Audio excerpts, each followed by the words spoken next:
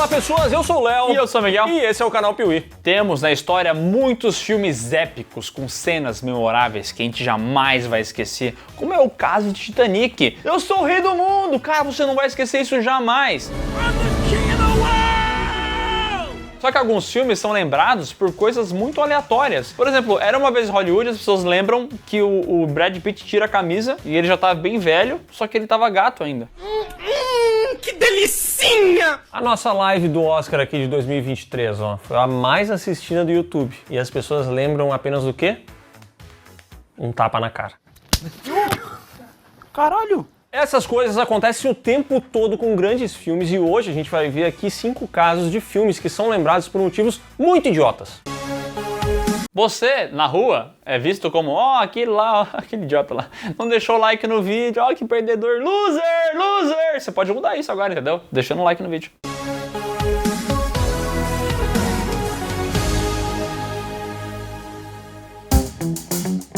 Você pode lembrar de um filme por vários motivos. O ator principal, a atriz principal, o diretor, uma armadura específica, um carro que derrapa, vários elementinhos que fazem você... deixa eu ver esse filme antes. Às vezes são coisas realmente muito pequenas. É uma cena, é uma imagem que ficou na sua cabeça e seguindo essa lógica eu vou te dar uma dica, tá? Tenta se lembrar que vai rolar uma imersão da Alura com o Google e ela é 100% gratuita. O quê? 100% gratuito? Imersão online 100% gratuita. Isso ativou minha mente. São 5 aulas totalmente gratuitas para você se aprofundar no Gemini, a IA mais avançada do Google que vai dar um up no seu currículo e te ajudar a tirar vários projetos do papel. No QR Code da tela e faça agora mesmo a sua inscrição na imersão da Alura com o Google. Lembrou? Não vai esquecer, hein? Imersão Alura Google 100% gratuita. O anime vai dominar o mundo. Franquias como Naruto, One Piece, Dragon Ball carregam uma verdadeira legião de fãs que não só gostam da parada, como vivem. Compram roupas com estampas do anime, fazem referências na fala, até muitas vezes gesticulam como se fossem personagens do anime. Vocês me julgam por eu ser assim, como se tivesse algo de errado em mim. Mas nenhuma dessas franquias é tão grande quanto Pokémon, que para muita gente se popularizou através do anime, mas que já deu certo em absolutamente todas as áreas onde se pode dar certo, onde se pode vender alguma coisa, entendeu? Pokémon já deu muito certo nos games, é um fenômeno de card game, tem lancheira, tem brinquedo, cara, tá por tudo, tá sempre em alta. Eu vou lhe pegar, Pokémon. Eu vou lhe achar. E obviamente uma franquia tão grande assim, em determinado momento, acaba indo parar nos cinemas. Só que muito antes do lançamento mais recente, que é Detetive Pikachu, Pokémon já recebeu algumas outras animações. E dentre elas, uma das mais lembradas é Pokémon, o filme 2000. Não pode ser. Eu conheço como Pokémon 2000.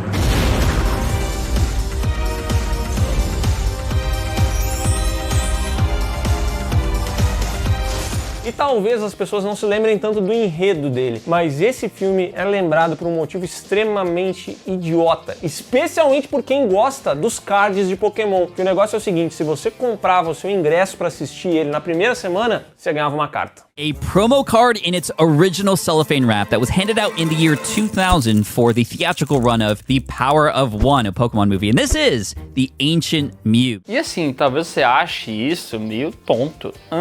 Uma carta. Dane-se, nada a ver. Mas não é assim não, meu. É uma febre no mundo inteiro, as pessoas adoram as cartas, colecionam e as mais raras valem uma porrada. E olha só, lá no Japão, quando foi exibido lá no início das sessões e tal, eles ganhavam a carta Ancient Mew, ou Mew Ancestral, uma carta que hoje em dia pode chegar a 12 mil reais. É muito dinheiro! Isso é só para a primeira versão da carta, depois eles mudaram, aí vinha com um foil diferente, né? O brilho já não era mais o mesmo da primeira. Aqui, na América Latina, a gente acabou nem recebendo o Ancient Mew em nenhuma versão. O que veio para cá foram os pássaros lendários, era Zapdos, Moltres, Articuno. Eram umas cartas mais simples, entendeu? Mas fato é que esse filme levou muita gente ao cinema justamente por conta desse brinde, que era ganhar uma carta. E se você guardou a carta que você recebeu aqui no Brasil até hoje, saiba que você pode vender ela por mais ou menos uns 20 reais, o que pagaria o seu ingresso no cinema. É só isso. Aqui nesse vídeo a gente vai ver vários filmes lembrados por apenas um motivo idiota. Só que agora a gente vai trazer um filme que é lembrado por 3 motivos idiotas, que é O Regresso. Ele é lembrado primeiramente por ser o filme onde o Leonardo DiCaprio ganhou o Oscar, depois de ter sido indicado 200 vezes em outros filmes. Leonardo DiCaprio. Ele também é muito lembrado por ser um filme que pagou pouco na conta de luz, já que ninguém utilizou iluminação artificial, tudo iluminação do sol e tal. E também é lembrado por ser aquele filme que o Leonardo DiCaprio briga com o urso. O Regresso conta a história de um homem que é abandonado ali pelo seu amigo numa situação deplorável para morrer, mas ele acaba sobrevivendo, mesmo muito mal das pernas, e decide que vai buscar a sua vingança. Esse homem, obviamente, é interpretado pelo Leonardo DiCaprio. Esse filme, tecnicamente, é muito impressionante. É um bom filme, apesar de estar muito longe de ser um dos melhores filmes da carreira do DiCaprio, por exemplo, mas fato é que hoje em dia O Regresso é um filme lembrado por esses 3 motivos que o Miguel mencionou. É o filme que rendeu o Oscar ao DiCaprio e que sempre vem junto adendo, né? Mas essa não é a melhor interpretação do Leonardo DiCaprio. Sim. Porque alguns anos antes ele fez Lobo de Wall Street e de fato tá muito melhor aquele filme lá como um todo, e o DiCaprio também é muito mais exigido naquele filme. Vai desmerecer a conquista agora? E esse lance da iluminação natural também foi muito divulgado na época. O filme estava concorrendo ao Oscar, eles queriam abocanhar os prêmios, aí eles dão essas desculpinhas e tal. E uma coisa que a gente vai ver nessa lista é que geralmente o motivo idiota, ele costuma contribuir muito pro resultado do filme, seja em premiações, seja em bilheteria. Então o Pokémon vendeu muito ingresso por conta da carta. O Regresso recebeu uma projeção absurda por conta desse negócio da iluminação natural. Isso aqui tava em todos os portais de notícias do mundo. Um puta negócio chato. Fica bonitaço, o filme é lindo, mas era muito chato, toda notícia tá atrelada a isso. E por último, quando você vai indicar esse filme, ou quando você quer comentar sobre esse filme, você vai falar assim: ah, é aquele que o Leonardo DiCaprio briga com o urso. Porque ele briga com o urso no filme.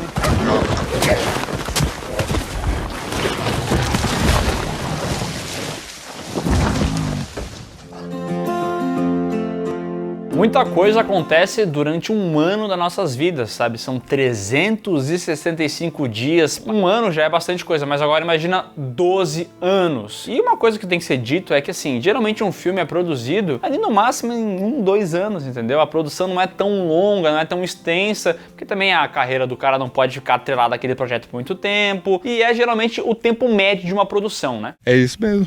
Agora imagine levar 12 anos para gravar um filme. Foi exatamente isso que aconteceu com Boyhood, da infância à juventude, filme de 2014 do diretor Richard Linklater, que mostra o crescimento de um garoto em uma família. Ele tem os seus pais divorciados, e esse filme demonstra essa passagem de tempo de uma maneira única e muito mais fiel do que já havia sido feita no cinema, porque de fato eles levaram 12 anos para gravar o filme. Então todo ano o Richard Linklater ia lá secretamente, pegava um espaço vazio na agenda do elenco, na agenda dele, e eles gravavam alguns trechos desse filme, algumas cenas. E assim, ano após ano, isso foi sendo feito. You guys ready to have some fun? E no final das contas, Boyhood é a história de um garoto que vai envelhecendo. E é bem isso mesmo, né? Não tem muito o que falar. Tem as descobertas dele na adolescência, tem as transformações, a família vai passando por mudanças também, os pais divorciados, como que a vida deles decorre ao longo de 12 anos. Mas fato é que ele não tem nada de muito diferente a não ser ter sido gravado durante 12 anos e mostrar pra gente o amadurecimento dessas pessoas de uma maneira muito verídica, entendeu? Porque você vê os atores envelhecendo, não é aquele caso de um filme que, passaram-se 12 anos, então muitas vezes muda o ator, ou tem que entrar maquiagem. Não, aqui a gente vê o garotinho, por exemplo, crescendo. E a habilidade de atuação dele diminuindo conforme os anos vão passando. Vai se foder, vai! Infelizmente não vingou como ator, né? Mas é um filme muito memorável, ganhou prêmios, foi muito comentado. Mas as pessoas só vão lembrar desse filme por um único motivo, que é os 12 anos da produção. Realmente não tem nenhuma cena muito memorável, um acontecimento nesse filme que marca. Não, é os 12 anos aí. Mom, have you been drinking? A little bit. Oh.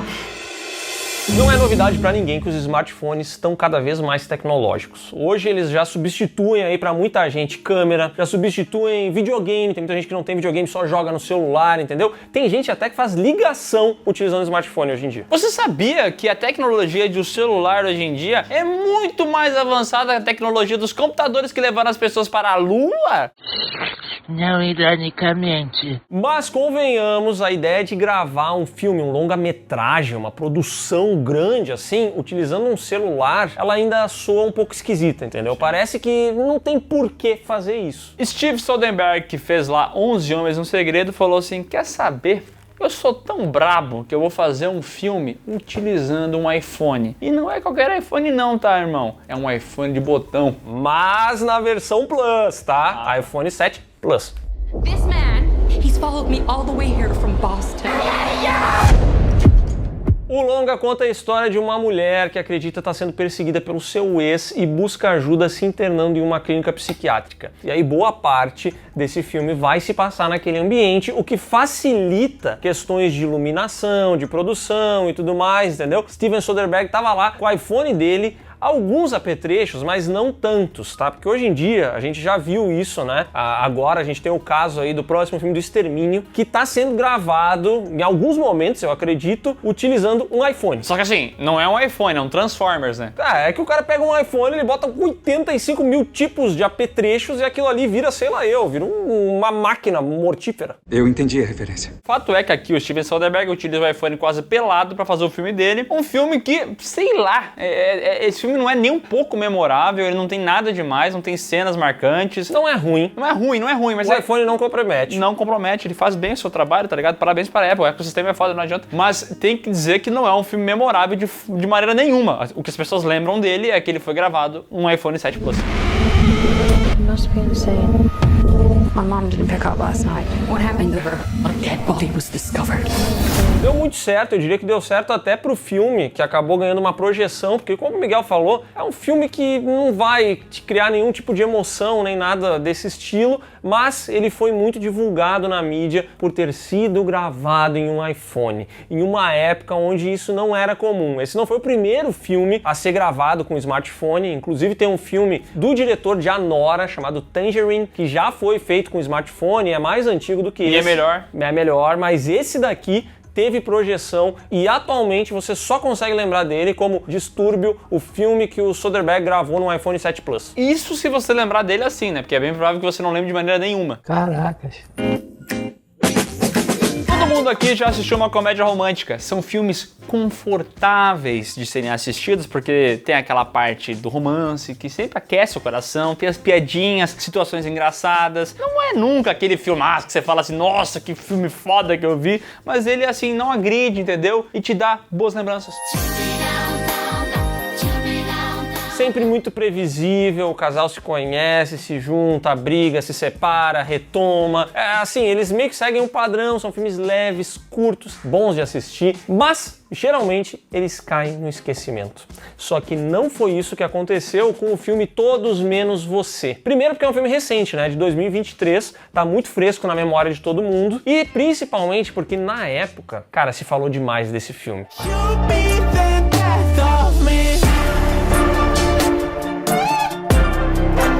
E não é só porque ele tinha dois atores que estavam em alta ali protagonizando, né? Que são a Sydney Sweeney e o Glenn Powell. Mas principalmente porque rolaram muitos boatos de que esses dois estavam se pegando longe das câmeras. É que eu sou virgem e queria que você me descabaçasse. Boa parte desses rumores foram até impulsionados pela própria produção, pro pessoal começar a comentar o filme, pra gerar aquele interesse, sabe aquelas notícias que eles falam assim, nossa, Sydney Sweeney e Glenn Powell tiveram uma interação tão boa que as pessoas no set acharam que eles estavam apaixonados. Sabe aquelas paradas que eles fazem pra divulgar o filme? Boa parte era isso, mas de fato eles tinham vários vídeos, imagens deles muito muito juntinhos, muito perto. E nessa altura do campeonato, o Glen Powell era comprometido e a Sydney Sweeney também. Eu não assumo esse BO. Inclusive, o noivo da Sydney Sweeney fazia parte da produção do filme. Então, absolutamente todos os tabloides do mundo anunciaram esse projeto e esses dois atores estavam sempre juntos e tudo mais. Só que no fim das contas foi revelado que isso não passou de uma estratégia de marketing da produção e dos dois, que decidiram fazer essa parada para chamar atenção, para conseguir essa mídia espontânea, essa mídia gratuita. E deu certo. E deu muito Um certo. filme idiota, um dos filmes mais idiotas que eu já vi na minha vida. Esse filme é muito bobo, meu Deus do céu. E esse filme rendeu uma grana que há muito tempo uma comédia romântica não conseguia render nas bilheterias. E olha só que curioso, recentemente as polêmicas em volta desse possível casal se reacenderam. Isso porque teve todo esse negócio do Glen Powell se separar, e aí depois quem se separou também? Sydney Sweeney. Aí teve foto dos dois juntos, a Sydney Sweeney chegou aí até no casamento da irmã do Glen Powell, então os boatos voltaram, mais uma vez o filme foi lembrado, tá todo mundo falando sobre ele, muita gente assiste pra poder comprovar, entendeu? Que química é essa? E se o Glen Powell não chabrosa que eu tô maluco? Que deselegante. E assim, a gente não sabe os próximos capítulos, mas no futuro pode ser que esse filme aqui seja o Senhor e Senhora Smith da sua geração. O filme que é lembrado como aquele que formou um casal muito querido em Hollywood. A diferença é que o Senhor e Senhora Smith, lá do Brad Pitt e da Angelina Jolie, ele ainda tem algumas outras coisas pra você lembrar, entendeu? O filme em si é mais memorável. Esse daqui é um filme realmente muito, muito, muito besta. Então é isso, pessoal. Se você gostou desse vídeo, dá um like aqui embaixo, se inscreve no canal, marca o sininho e comenta outro filme que é lembrado por um motivo idiota, porque eu tenho saudade de fazer parte 2 dos vídeos com comentário de vocês, tá? Ok. Não se esqueça de conferir aqui na descrição do vídeo o link que vai levar você para as nossas redes sociais, para as lives do Miguel e para o PeeWeeCast, o podcast do canal Piuí.